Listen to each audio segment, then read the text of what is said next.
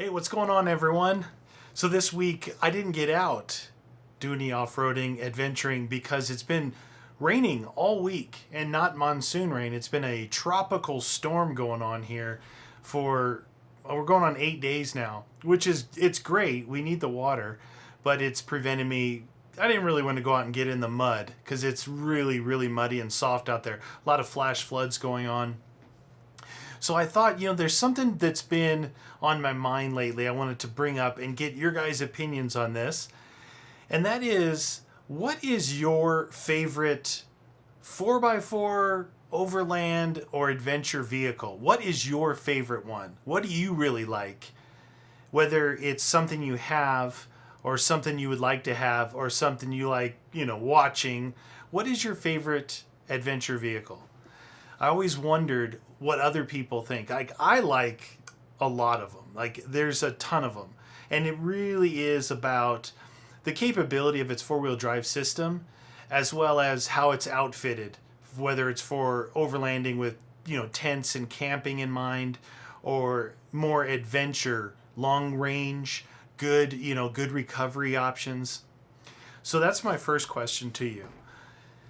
What is your favorite? Now, the second question, this is the one that it's really tough, not necessarily controversial, but it's a tough one. What is the best off-road vehicle? Now, when you just classify it as 4x4, a lot of people will run toward Jeep and things like that. Like, Jeep is very capable, but the Jeep, like the Jeep Wrangler, it's not that great for overlanding because it's small, right? You kind of have to expand your area somehow, whether it be roof rack, which then takes away a lot of the capabilities of the vehicle because it becomes top heavy, or you have to tow a trailer, which again really affects it. So you can look at a vehicle like the Jeep Wrangler and say it's really awesome off-road, especially here in the United States. It's really popular here. Country by country, it's different. That's why I'm interested to hear people, especially from other countries as well. So I want to know what the best overall, we'll call it adventure vehicle. So what do you think the best four-wheel drive overlanding adventure vehicle is? Now, I look at what I have myself. I've got a Jeep, a very capable Jeep.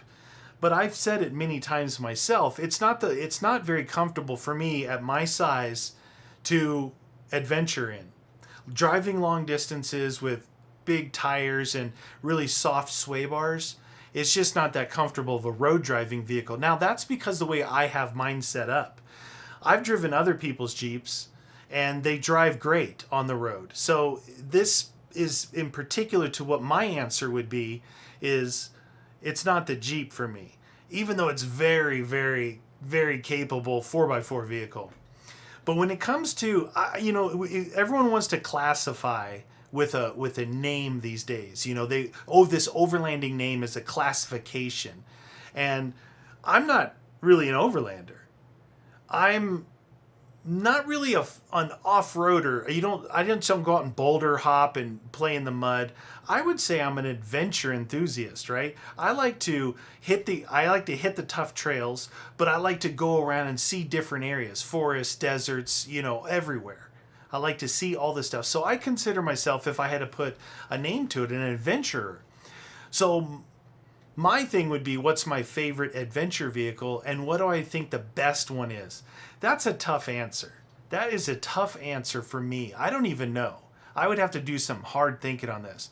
But I can tell you this. I have a Jeep and I have an 80 series Land Cruiser, which is an older Land Cruiser. And some say that it might have been Toyota's golden age of the Land Cruiser because it had coil suspension all the way around. So coils gives you that good ride, gives you the really good articulation. But then you have to look at the engine. The engine is very, very reliable. 500,000 kilometers. I've got nearly probably 400,000 kilometers or 260 some odd thousand miles, something like that on that one, on the original engine. But that all being said, it's very slow. It's very slow. If you try and pass somebody on the road, you better be prepared. But when you go off-road and you put it in a 4 low, it's perfect. It's like Toyota engineered that. If you're going to go off-road, put it in 4 low, you're golden. I don't run huge tires on it. I run 34-inch tires. It's very comfortable on the road, like cruising. It's just you're cruising. You're not speeding. You're not trying to pass everybody on the road. It's very comfortable and it's very capable off-road. And in these last couple of trips I took, I actually slept inside it. So I put a foam mattress inside. I still had my gear in there. I had a cooler in there. I had plenty of room. It was a little tight for my size sleeping, shoulder to shoulder. But the second night when I reoriented my head toward the back instead of toward the front, it was a lot better. So that thing is super close to what I would consider. Now maybe I've got a newer version of the Land Cruiser, which is the 100 series. It's still, it's still only a 2006. It's not the newest ones. And I haven't done anything to that. It's in bone stock configuration. Very capable the way it sits. It's got a V8 in it. It's got much more power. It's great on the road. It's great off-road. But I did get it. I just was kind of adventuring around, searching, and I just sunk straight down in the mud. And I don't have a winch on it. I wasn't carrying traction board. Oh no, I did. Luckily I had 2 traction boards and a little tiny shovel. It's the only way I got out. But it made me think that this thing at its weight, just on kind of regular tires and no lift and no recovery options, that's not really going to work out for me. I don't see that as being better than the 80 because of its capabilities. Now the 80 is more capable because it's been built up. It's got a winch. I carry 4 max tracks on it. I've got all my recovery gear. I do have lockers for it. They're not on it yet. But I figure when I put those on, it should be just as capable as the Jeep is when it comes to really tough off-roading. And then I have the Lexus, which is a Land Cruiser Prado 120. It's a 2007 Lexus. Now the Lexus, my friends have 4Runners, they have Tacomas. And I would say the Lexus is more like a 4Runner, right? Super comfortable on the road, plenty of power for passing. You can do whatever speed you want. When you go off-road, it's for an independent front suspension vehicle, it is very capable. I've done a lot more off-roading in the snow in that than any other vehicle. And it plows through the snow great. I think an independent front suspension vehicle does better in the snow than a solid axle because you take away that snow plow. Your independent front suspension has a bigger area underneath, so you're able to kind of go over deeper snow. So it's a tough call. It's a tough call even for me to make on the vehicles that I own and that I use out there adventuring, what I like the best. I really like having the options. These were bought, except for the Jeep. All these other vehicles were bought as budget vehicles and I built them up. I spent $8,000 on one of the Land Cruisers. I spent $10,000 on the 80 series. Now, of course, I've put mods on them after the fact, but they're budgets. It's not like I went out, dropped $50,000 on a new 4Runner, but you could. And the thing I said about the Jeep is, if I had to do it over again, knowing what I know now, I wouldn't do to my Jeep what I did. I would go out and buy just a fully kitted out Rubicon, put 35s on it, call it a day. Perfect. It does everything you want it to do.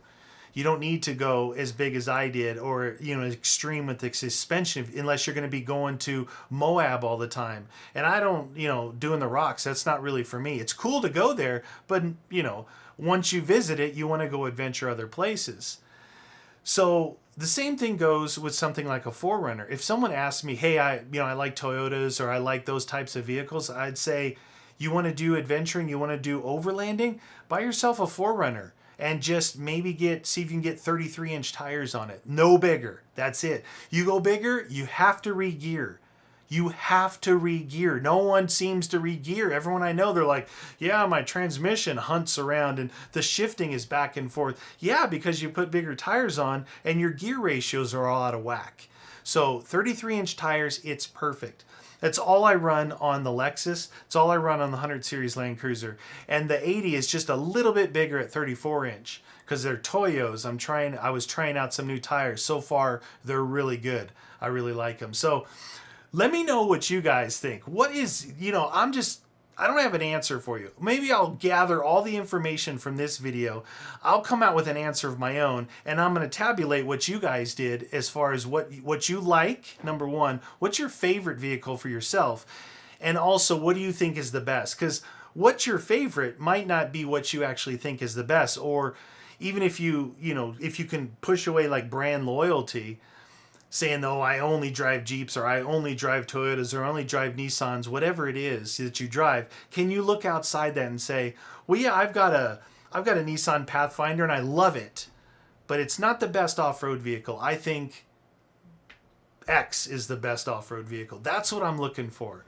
So those two answers, what's your favorite and what do you think is the best adventure vehicle?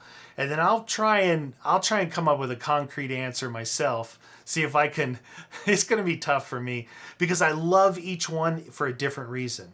I guess maybe I should look at that and say, is there a vehicle that has a little bit of each one of these into it? And there just might be, but I definitely don't have it because each one I love differently for different reasons. All right, you guys, hope you guys enjoyed this one. Definitely drop those comments down below. I'm super interested to see what you guys have to say about this topic.